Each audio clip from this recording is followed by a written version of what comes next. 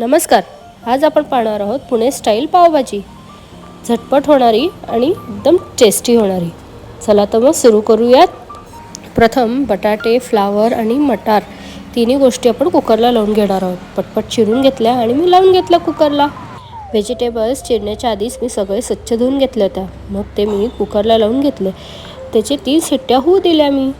मग काय, तोपर्यंत ते 3 शिट्ट्या होतात तोपर्यंत आपण बाकीचे व्हेजिटेबल्स कट करून घेऊ ना, म्हणजे पटपट टाईमही वाचेल आणि फास्ट होईल आपला.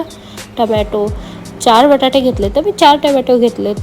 मग त्यानंतर कॅप्सिकम 2 मी कॅप्सिकम घेतलेत, एकदम बारीक चॉप करून घेतलेत बरं काय.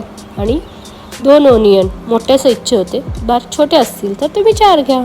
एकदम बारीक चॉप करून घेतले. आलं लसणाची पेस्ट करून घेते, ताजी असलेलीच बरी.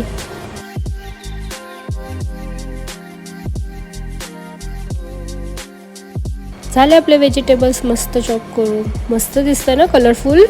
चला तर मग आपण आता फोडणीची तयारी करू. एका पॅनमध्ये 2 ते 3 चमचे तेल घालून घेतले आणि त्यात 1 चमचा बटरही घालून घेतला. बटरशिवाय पावभाजीला चवच नाही. मग त्यात आलं लसणाची पेस्ट, मग कांदा, त्याला छान असं परतून घेतलं गोल्डन होईल असं. मग त्यात कॅप्सिकम घालून घेतले, ती असे छान परतून घेतलं गोल्डन होईपर्यंत. मग त्यात मी थोडासा पावभाजी मसाला घातला. सुहानाचा वापरला आहे बरं काय.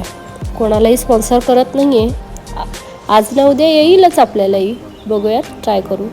मग त्याच्याने वास एकदम मस्त सुटतो बरं काय त्या. मग त्याच्यात मी टमॅटो घालून घेतलेत. मग त्याला छान असं मऊ होऊ दिला. मग त्याच्यात मी थोडंसं मीठ घातलं जेणेकरून पटकन भाज्या शिजतील आणि त्याला थोडंसं मॅश करून घेतलं. मग आपले जे कुकरला लावलं होतं त्यालाही मॅश करून घेतलं आणि यात घालून घेतलं. मग ते पुन्हा एकजीव होण्यासाठी मी मॅशरच्या साह्याने पुन्हा मॅश करते. आणि जितकं मॅश कराल ना तितकं त्या भाजीला चव येते, त्यामुळे थोडे जास्तच मॅश करा. आणि मग तुम्हाला जसं हवं आहे कन्सिस्टन्सी तशी त्याला पाणी वापरा.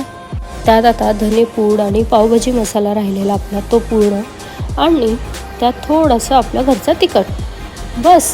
याच्या व्यतिरिक्त काही नाही. आणि लास्टला कसुरी मेथी, बस. झाली ना आपली पावभाजी तयार. एकदम छान. एक उकळी येऊ द्या याला आणि कोथिंबीर घालून गार्निश करा. आणि लास्टला थोडंसं बटर वापरा बरं काय. चला तर मग आता पावची सुरुवात करूयात. पॅनवर 1 टेबलस्पून बटर घालून त्यात कोथिंबीर आणि पावभाजी मसाला घालून ते मस्त पावच्या दोन्ही बाजूला लावून घ्या आणि त्याला दोन्ही बाजूने भाजून घ्या. झालं आपल्या गरमागरम बटरवाले पाव रेडी. झाली ना मस्त पावभाजी तयार आपली. तुम्हालाही तोंडाला पाणी सुटलं ना, मग वाट काय बघताय, तुम्ही सुद्धा ट्राय करा.